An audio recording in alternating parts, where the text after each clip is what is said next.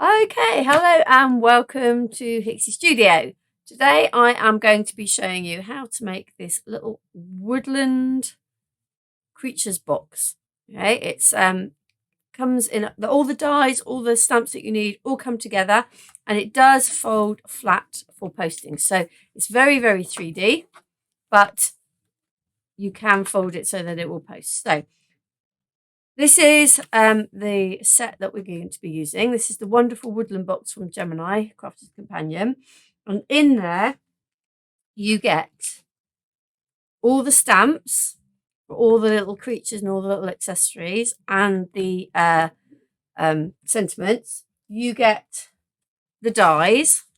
So all the dies you need for cutting the aperture here. Ooh, if I can get it open. For cutting the aperture here and for cutting out all the creatures once you have stamped and coloured them. And you get, there it is. You get the, so mine are a bit grubby now, the template that you need to cut out in order to create the box. So that all comes in the set. So we're going to do it piece by piece and show you how.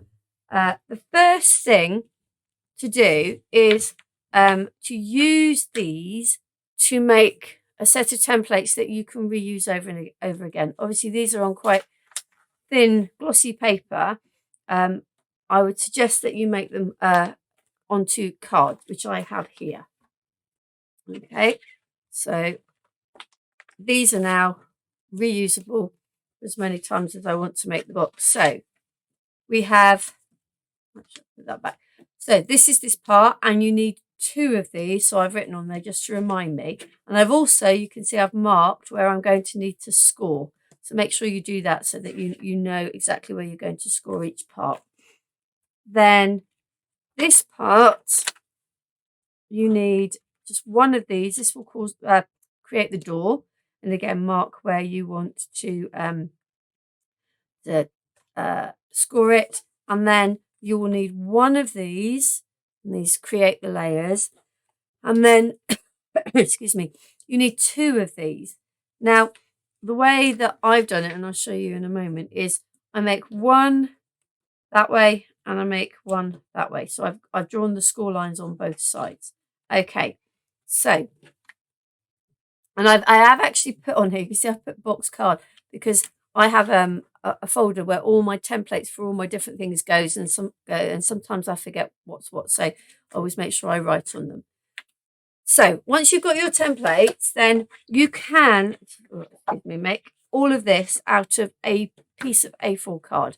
And I'm using just white stamping card, but you could make this box coloured, whatever card. I would say don't make it too lightweight though, but you should be able to get all you need out of this one piece of A4 card. So use the lines, the sides of the card to reduce the amount of cutting. So pencil up. So I'm going to draw around here. And then I'm just going to slightly shift it up, making sure I'm keeping this side line. And I'm going to just do a little mark here and here. So I know I need to score there. And the same here. Okay. Now you can get another one of these here. I'm not actually going to cut all these out because I have already got them prepared, but I'm just going to show you that you can fit them all on. So there's your 2 parts for the box.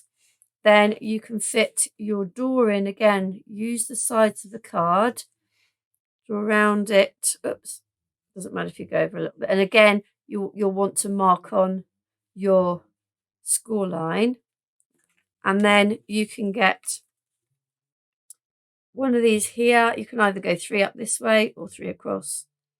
1 here. Whoops. Good job I'm not really cutting these out, isn't it? I'm a little bit of a wobble there. 1 there, and then you can do your 2 sides. 1 there, and then flip it there. So everything you need out of 1 sheet of card.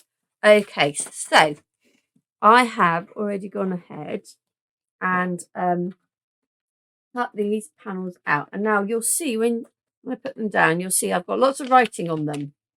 And there is method in my madness of writing on them. Because you need to put this together in a particular order. And it doesn't matter that I've written on these because this will be covered with paper. So I have, here is one of the box parts. And I've written side because this will fold around to be the side. I need to remember to put sky paper here, but stick the tab first. It'll all make sense as I put it together. This is the bit I'm going to make sure I cut the aperture from. That's going to be on the outside of the box. So it will all make sense once we start putting them together. So I am going to grab a scoreboard and I'm going to draw now on the lines. Now, they don't always line up, but this one does. So we're going to score.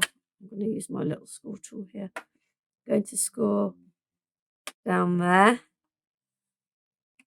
So you can see where the little marks that we made when we drew around our template will help.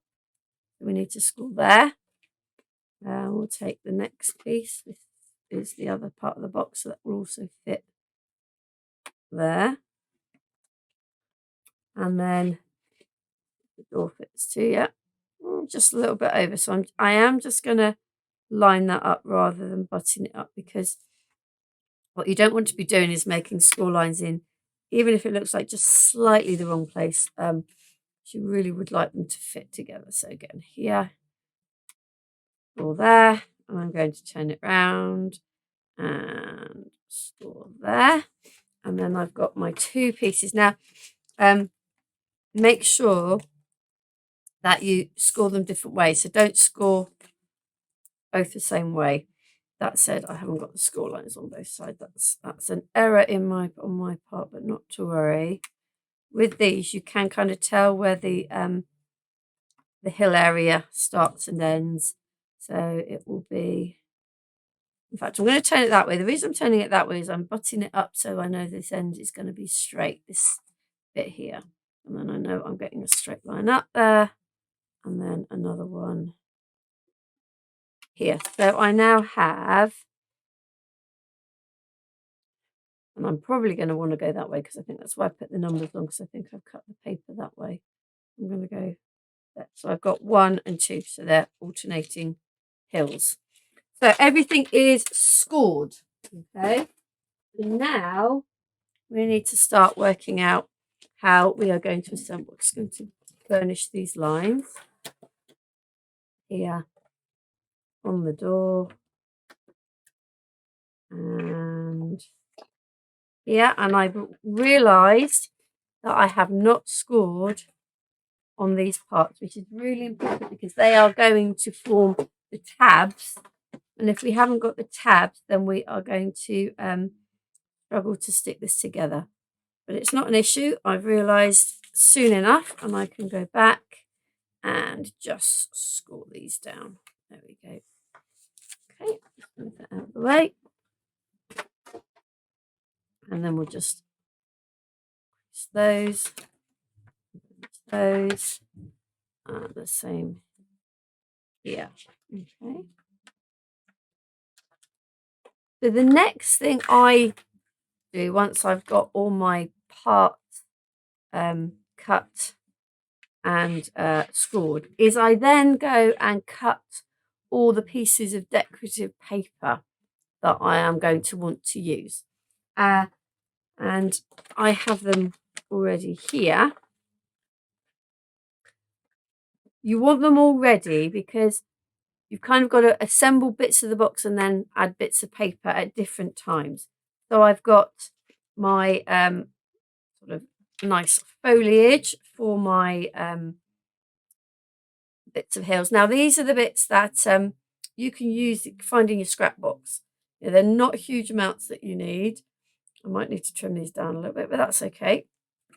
Then I have here, I've again written the bits that I want. So this is the outside to cover the door edge. So I know that that's going to go here. Outside, don't stick paper until door is fixed. So that one will go there. This one is the side, which will be on the back here. So I've folded that the wrong way, but that's okay. folded that the wrong way. That's the beauty of having already written things on. I know whether I've gone wrong or not. That will go there. These will be for the door back and the door front, so that will go with that. This part is for where I'm going to cut the aperture, which will be this bit here. And then I've got my bits of sky to go round, and I've already done my sentiments. So the first thing I'm going to do is I'm going to cut the aperture, but it does tell me, my notes tell me stick the paper first. So that's what I'm going to do. I'm going to turn my Gemini on so it's ready. So I'm just going to stick this piece of paper on here to cover that front. Oh, a little bit wonky, but I think we'll cope. Move it, otherwise I'm going to have a little bit of a. Oh, it's not good. There we go. So I am now going to find the die set. Oh, it's right by your elbow. And I need this die here. So this die is going to cut this aperture out. So I am going to fix that with a bit of tape.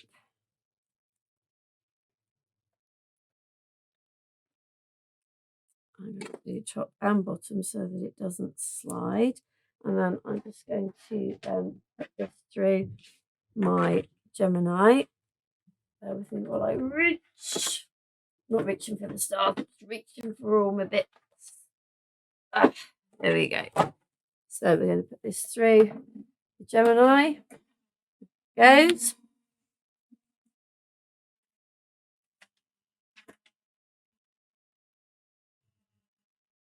And once that's through, we're going to stick a few other pieces, the bits that we can stick before we start adding anything else. So there's our aperture cut. Don't throw this bit away. Stick it in your scraps box. Makes a nice little mat and layer for something else another time. So do not get rid of that. Oh, very useful. I've just thrown it on the floor, but it is very useful. Okay, and we'll put that one back in there. So we now have our aperture part done. This here says this is the outside, but don't stick the paper until the door is fixed on. So I'm going to leave that for the moment, but I am going to stick a piece of sky on here. Ugh. It doesn't have to be sky. I just happen to have odd bits and pieces in my stash that have clouds on, so it's all good. Just make sure that your folds still fold. And then this is the other piece for this sky.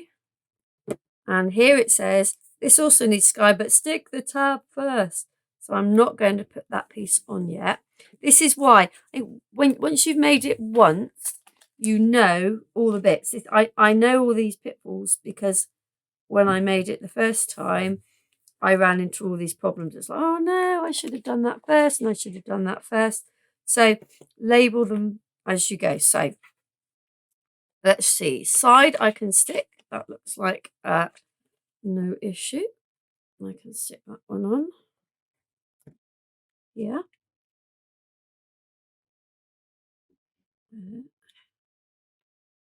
We go for that one.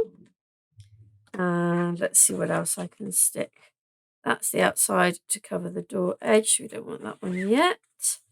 I can stick, I think, these on the front and the back of the door because they don't have anything else to. Ooh, butterfingers. Put this on the front of the door. And you can see I'm not being completely accurate. So when you do this at home, then just take a little bit more time. Make sure that you are sticking things accurately.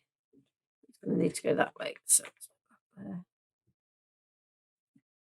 The other thing I would say is probably I wouldn't cut the pieces of paper until you've scored, because with the score lines it does take it down a little bit notch or two. So if you look here where I'm going to stick this, you can see that it's just a tad too long. And that's purely because I measured and cut when before it was scored. So I mean, it doesn't make too much of a difference. You can just go back in and alter it. So there's my bit there. Let's stick this bit on. These will create all our lovely little bits for our scene. Again, it doesn't have to be foliage. It can be whatever you would prefer to do. So there we go. There's that bit. I think I probably will need to just trim that one off too. There we go.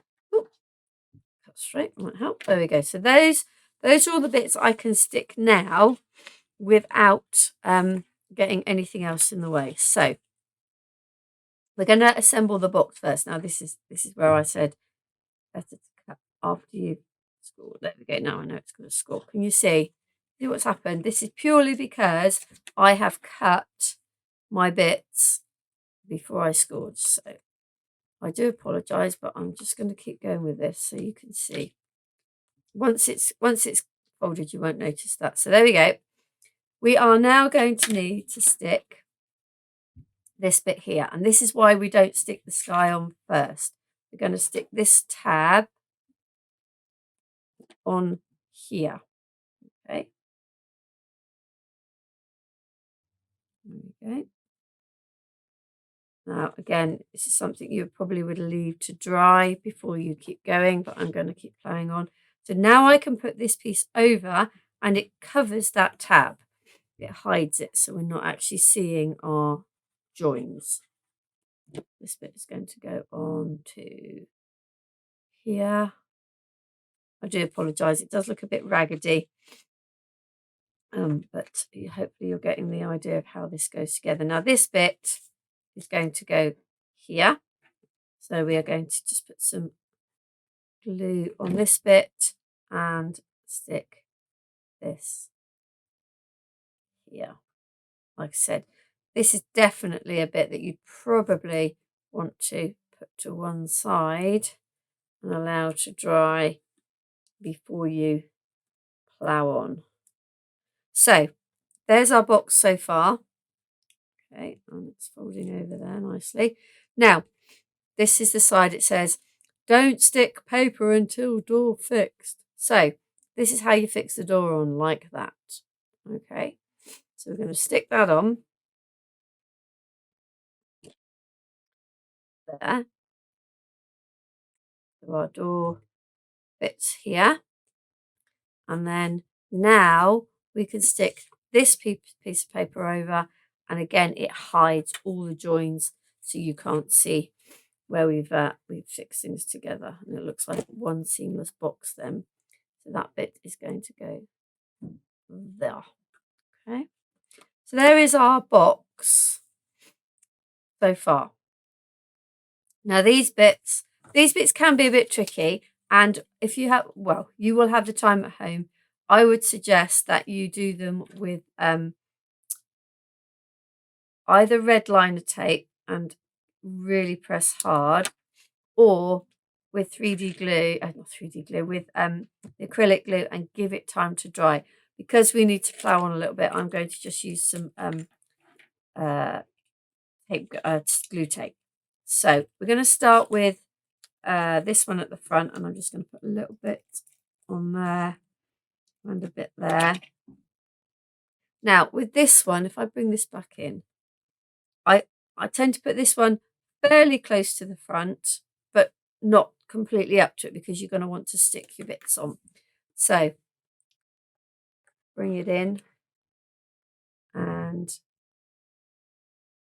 what you want to do is to make sure that it goes below the aperture bit here. I might go a little bit close, but we'll go with that. There we go. So there's our first one. And as you can see, I've stuck it upside down. But not to worry. We'll keep going.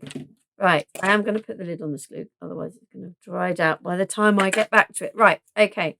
So a bit of tape there and there. And I'm just going to check Yeah, that one first. It doesn't really matter, but it's how I like to place. So you need to stick this one further back into the box, but try to get it just, you don't want it sort of sticking up here so you've got this big gap. You want to get it placed sort of just underneath the vision of that first one, but a little bit further back in your box, because you're trying to give the idea of perspective. Okay, so that's the next one. And then helps if you actually put it on the actual thing you're trying to stick rather than on the mat. And then so this one, again, now you can see you get it going the other way. Again, you need to a little bit further back in the box and a little bit further up, trying to make sure you still get, you don't get a big gap. Having, if you use glue, you will find it slightly easier because the glue gives you a little bit more wiggle room. It tends to sort of slide around a little bit more. Okay, so our box, the basis of our box is done. So we're going to set that to one side. And now we're going to have a look at creating the all the little bits and pieces to go in. Now, I'm only doing one of each, which is what I've done in this one. But there is nothing to stop you printing multiples, excuse me, of the deer or excuse me, the deer or the fox or more trees, whatever you want. You can build this scene however you like. So I have my stamp platform. This one is the Tim Holtz.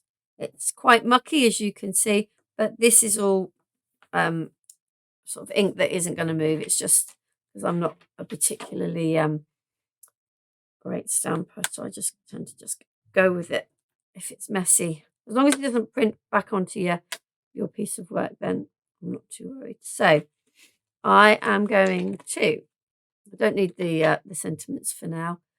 We are going to do, you need to, when you're using a stamp press, the way I do it is I always put them down on here, but you need to, this is the stamping side, put them down on there, and then when you've closed down, this will pick it up. So it's easier to do them all on one big sheet because you can then cut them in one go. You don't have to run things through the machine more than once. So we've got our fox and our rabbit. We've got our little flowers and there's a little butterfly. They are very small.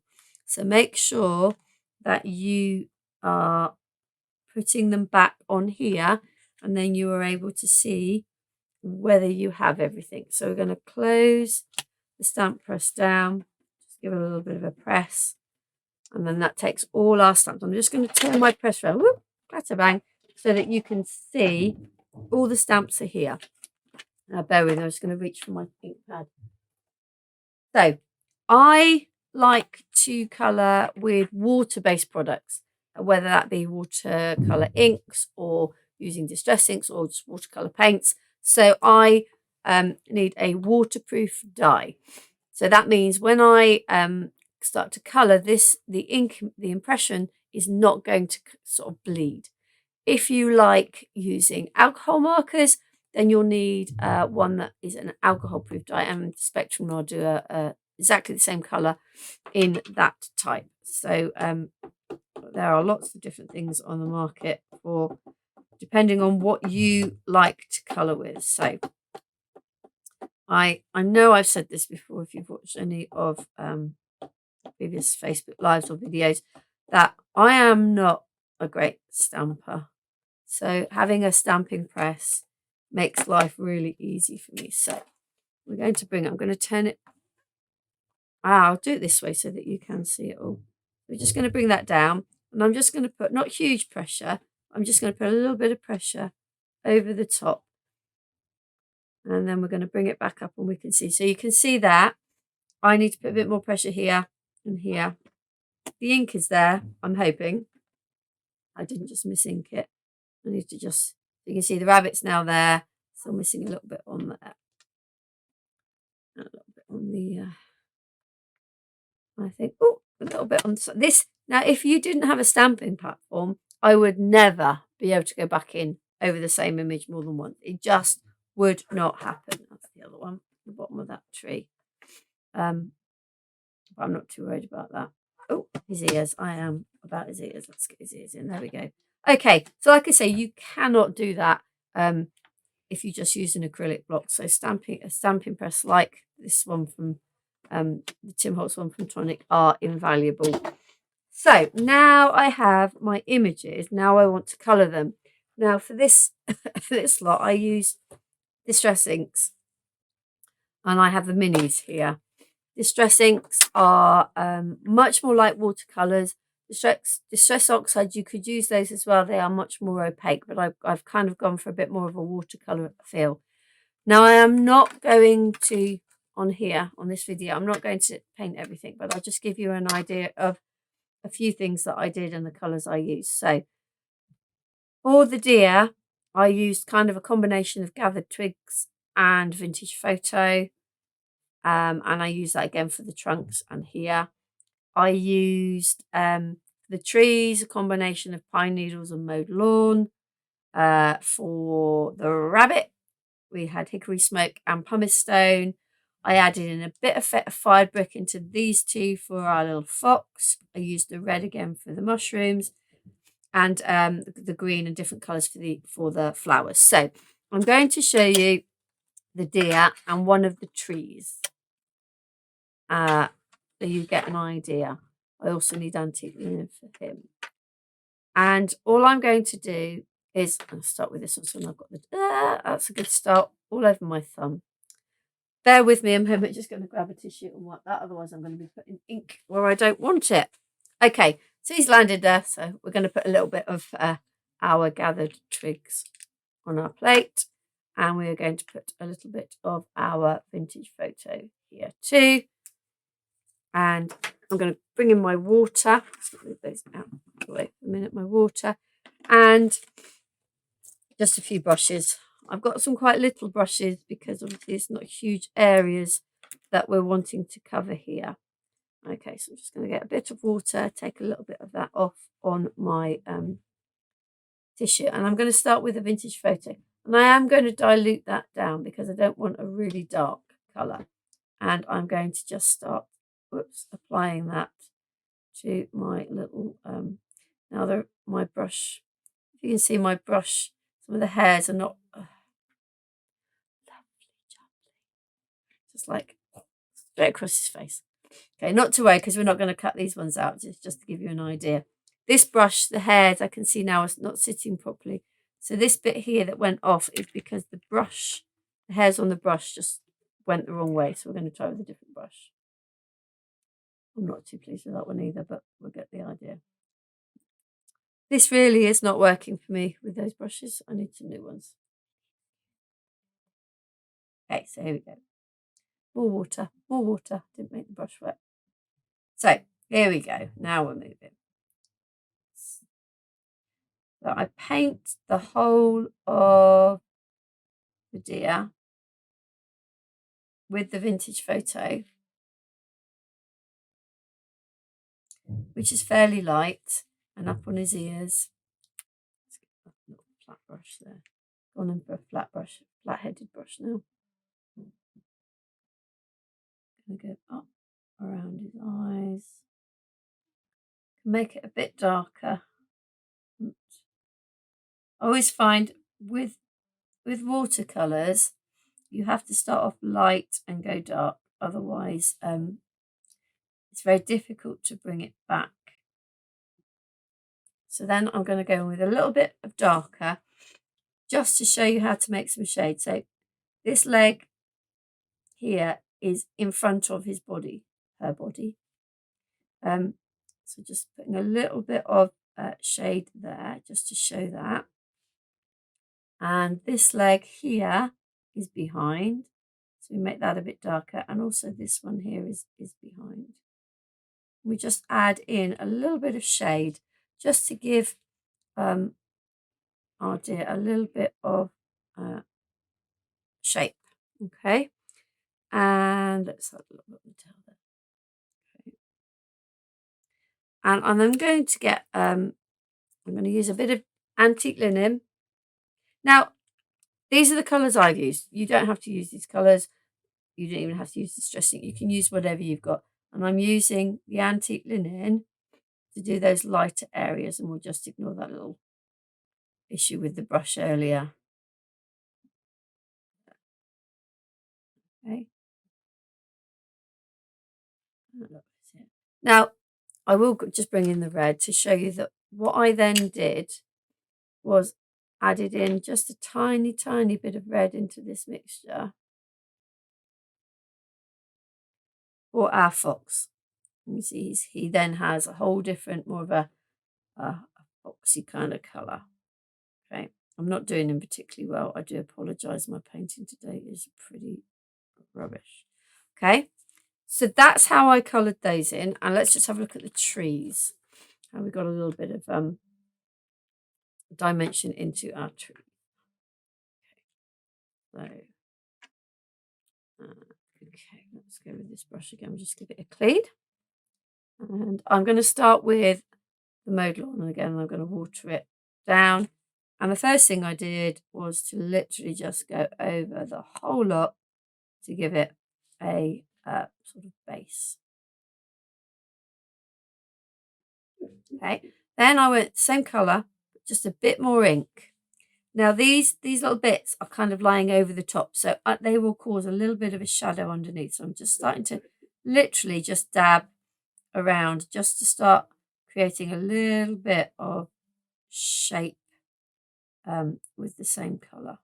Okay, and then you can bring in a little bit of the pine needles. That changes our colour again. We can add in a little bit more dimension because, you know, there isn't just one green. But you don't need to be too picky. Okay, so I will put that to one side, and then I will show you a completed set of images. So you can colour them with whatever you like, and it's then up to you again how many of each you want. So here you go. You can see, if I show you, you can see the colours that I use are the same. I did it in exactly the way I was showing you. Just took a little bit more time. So here we have our complete set of images. Let's move that onto a side, and we are going to now cut them. Now I have found, if you can see here, some of these dies have got thinner edges and some have got thicker, and some of them I have struggled a little bit in order to line up. So what I would suggest is potentially just getting a piece of scrap card. This is one where you can see where I didn't quite line this up properly. Get a piece of scrap card and try and use this to, because this is the entire image that is going to cut out. Okay, so I kind of think if you have something like this, and I'm going to try it now, I haven't actually completely done this myself, so I'm just going to see if by being able to just mark with a little bit of pencil some of the edges of these dies, that I might be able to line them up a little bit better, because that one was one that I struggled with. It's the ones that have that bigger inner part, and that smaller tree is another one that I've struggled with. So we'll have a go with that. This may or may not work. We will see. So I'm going to just lining up the aperture around the image to give it kind of the best sort of surrounding, and we're going to see if it works. It may work, it may help, it may not. Let's see. So this one is here. Possibly not. I can see that little bit there. This may have not been the best idea, but we'll go with it. Tape. Am I hiding my tape? Yes, I'm hiding my tape. So this is why, you can see, this is why I have done them all on one sheet, so that you can cut them out in one go. Let's get all these other little dies out. Oh, once again, make sure you've got a magnetic sheet. You have to excuse me, I do need to just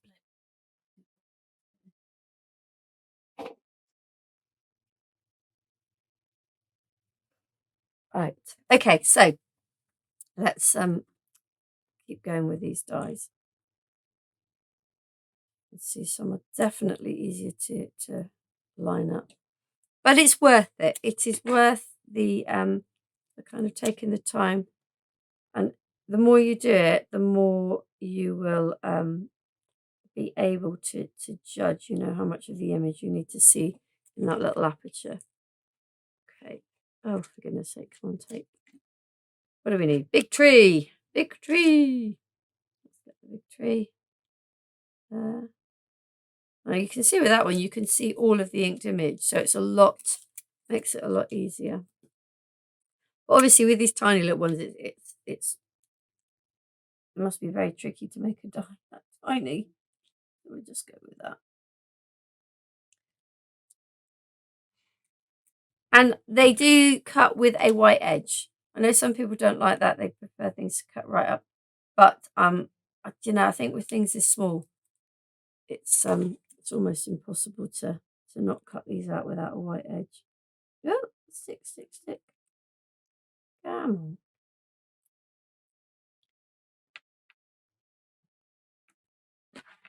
Aha! No, that's not the one. Might just have misplaced a die. Ah, no, that's not the one. I've misplaced this die, but we're going to keep going. It will be somewhere. In a moment, when I cut the rest out, I am sure it will go, here I am. Just whether it's stuck to me or not. No. Oh, it was the one I was, got it. I was going to say it was the one I was using when I was faffing around with that, so got it. Okay, so as I always seem to cut that one a bit low, I'm going to cut that a bit further down. Oh, what have I got left? Ugh, I have put that one on the wrong one. See, I can tell by the little, this thing looks like it's got antennas. Yeah, and that one goes on this little flower there with the two little bits that stick out.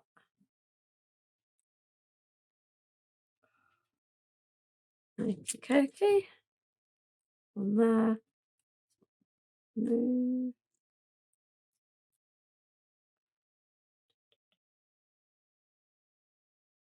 There. And a teeny tiny little butterfly. I have used, I think, slightly different colours on this one to the original sample, but that's, you know, another thing that is entirely up to you when you choose your scheme. Okay. It's going through our Gemini.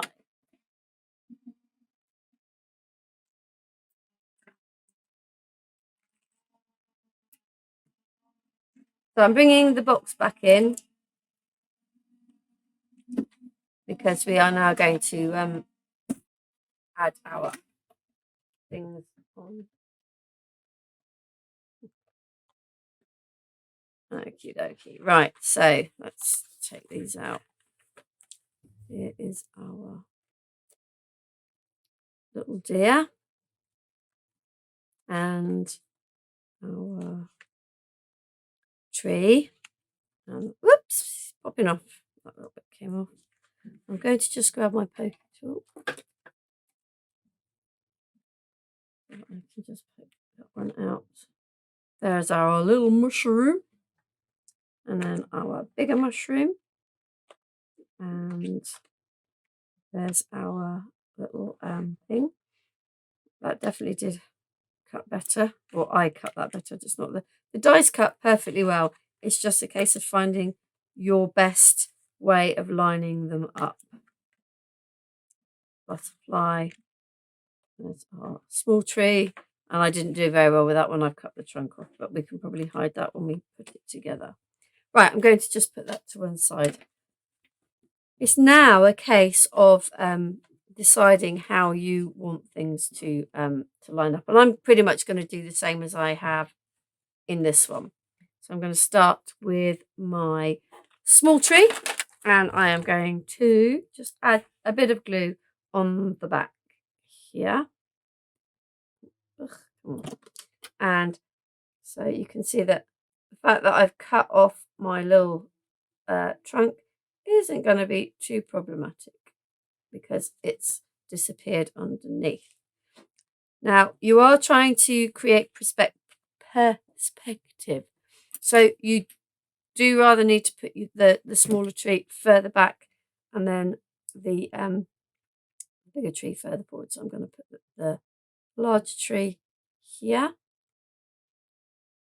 Okay, and what else? You know, we've got the little fox. Little foxy is going to go in here, and we'll put the deer, because deer is the largest kind of character, pretty much. So we'll put the deer at the front there. There we go. Kind of overshadowing the fox. Let's move the fox slightly along. Can I move him now? No, too late. Maybe I'll move him a little bit then. Just move the deer, yeah. Otherwise, kind of like standing in front, upstaging each other. We'll put our little tree stump here, and we will sit our little bunny rabbit on top. There. And I might keep the mushrooms this time for the front. And put a little flower here next to our little deer. I seem to have misplaced one of the flowers. Not to worry, we can go with what we've got. And I'm going to put the little butterfly up here as a little embellishment. And then I have already cut out stamped Hello Little One, which is one of the sentiments that comes with the set. And I'm going to stick that onto the front and use the little mushrooms as decoration. I think I'll put them both together down. Woo! Ooh, that was close, and I found the other flower. So we can stick like a little mushroom there, and we'll put the flower down here. So like I say, it's entirely up to you how you assemble this.